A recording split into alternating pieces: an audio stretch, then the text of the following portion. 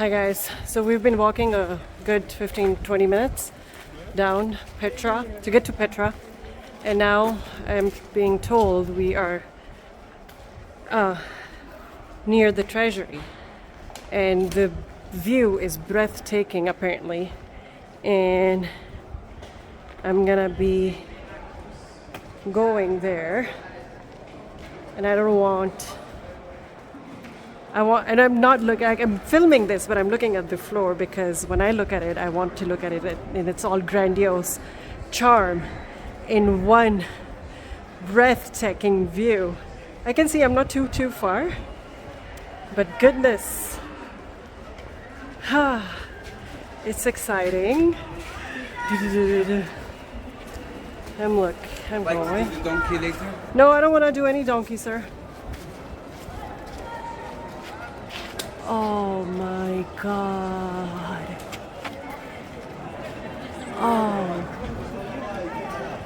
Oh. Goodness Lord. Wow.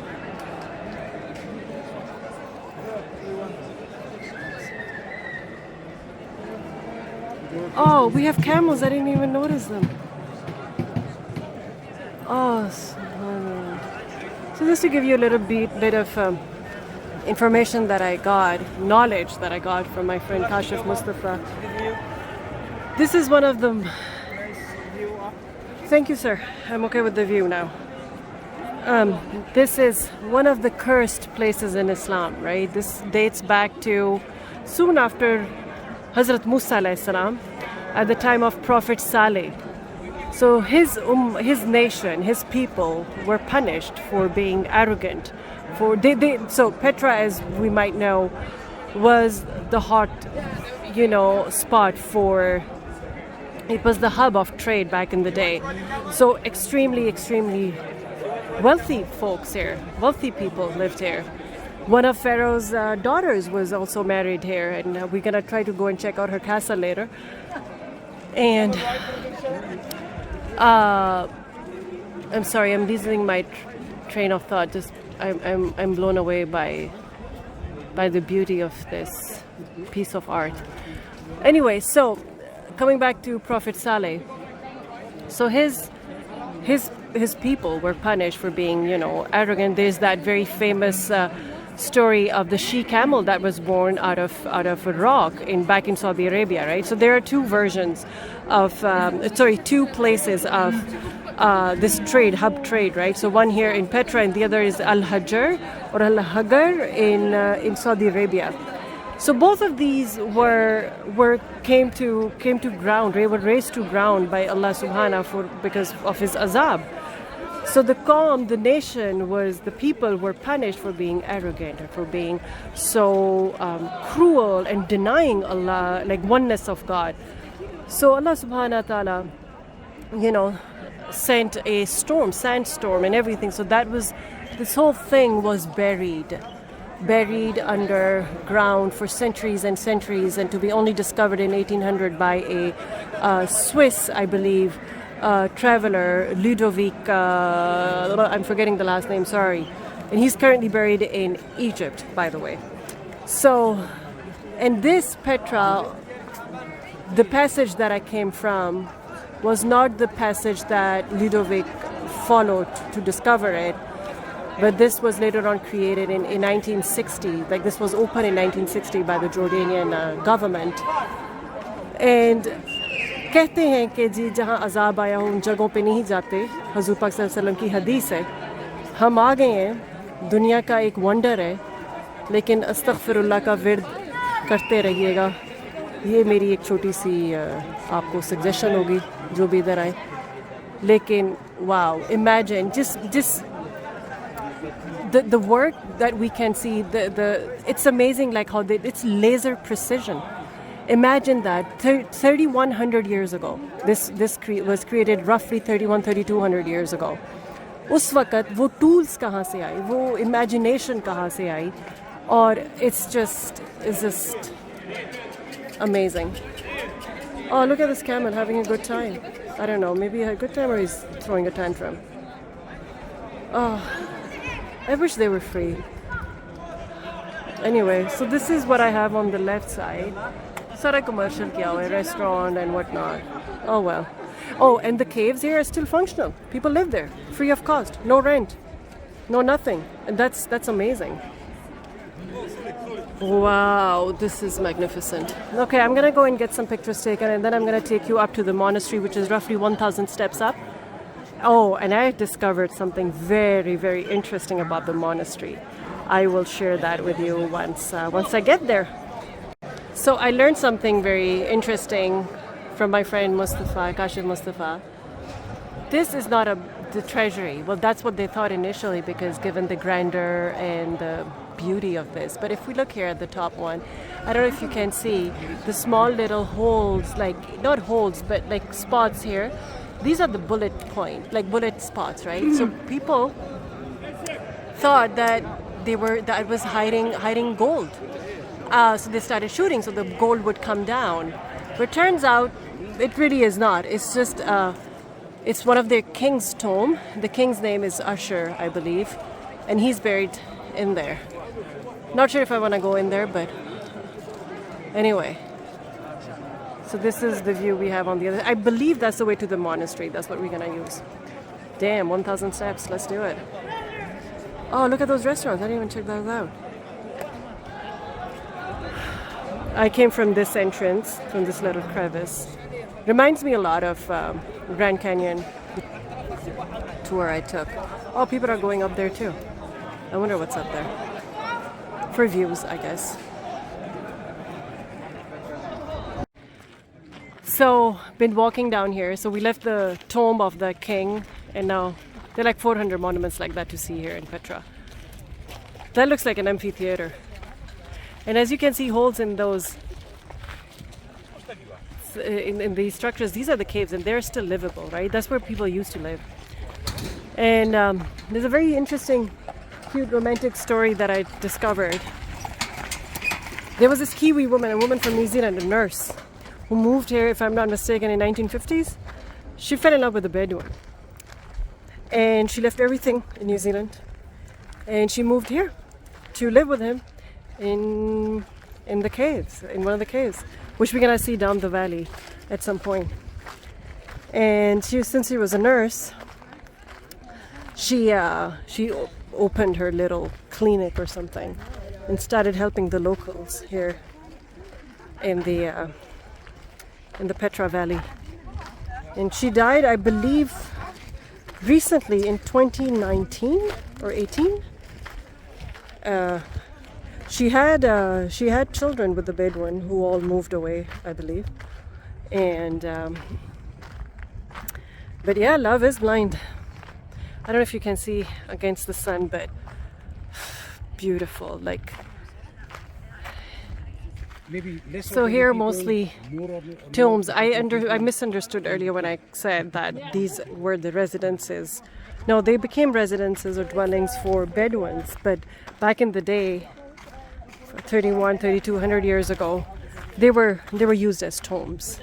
It is said that only 10% of Petra, old Petra, has been excavated. The remaining 90% still needs to be excavated. And Allah maafi astaghfirullah, Allah ka azab, Allah hum saron ko bachaye usse. But so what needs to be excavated are still like the residential areas, or the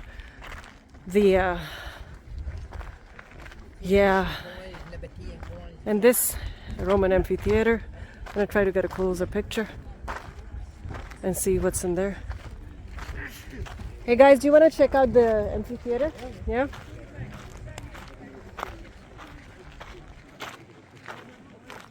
ये water body के लिए होता था. So water. Oh, they have like an amazing system of. Oh, that's where all the water came from. So we actually learned the water management technique from them. From? these Yeah, the Beatles. Yeah. So this is where the water used to be collected. That was the reason behind the success. Yeah. Wow. The water management. But where did they have water from? The rain.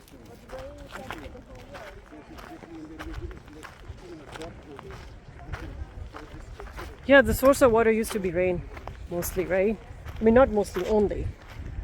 And when we were walking down the, my version of Grand Canyon, it used to be, there was a method of collecting water along those walls. So that's sealed, probably because it must not be safe. No, it's not haunted. It's not a cave. It's the way to that amphitheater. Stop making everything haunted. Gosh, yourself.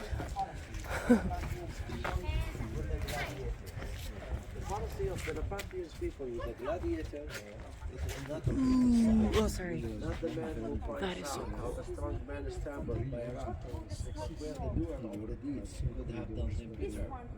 The credits belongs to the man who is actually in the arena, whose face is marked by blood and dust and sweat, who strives relentlessly, who errs, who comes short again and again, because there is never without shortcoming.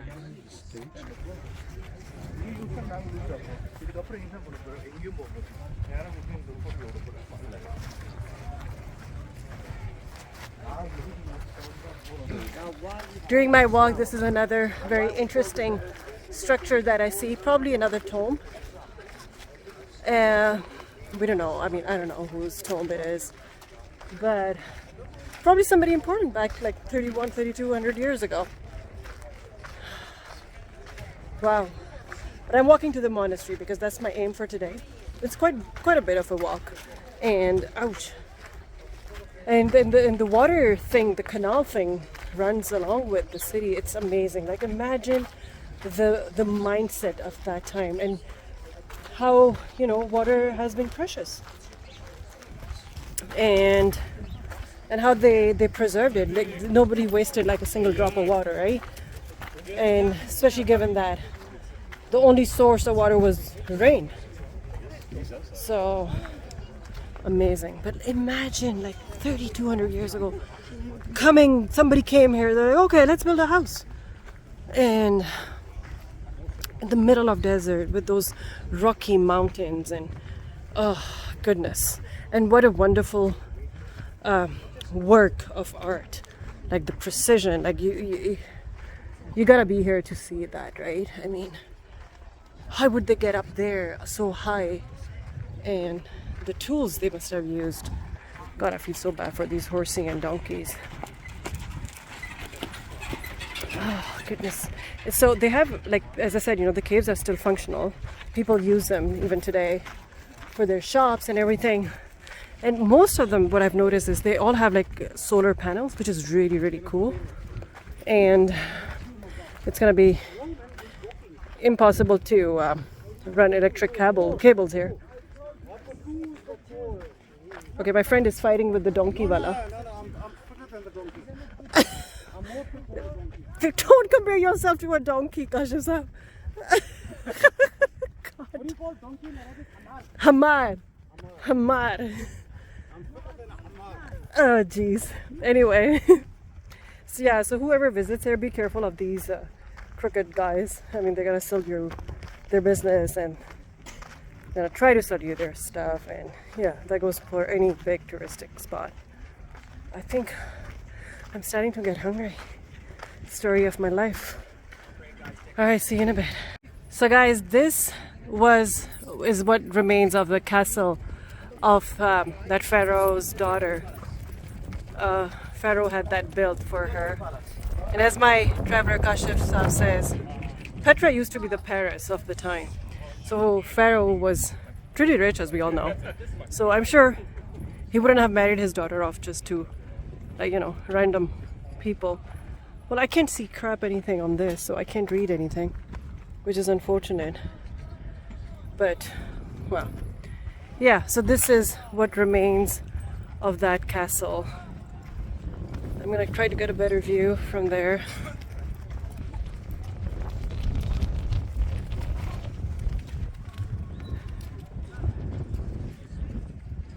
Yeah, it's against the sun, so it's hard to see anything to capture on my camera, but goodness Lord, I wish I could go inside and see. But there's nothing to see. I want to see like where the rooms were, where the kitchens were.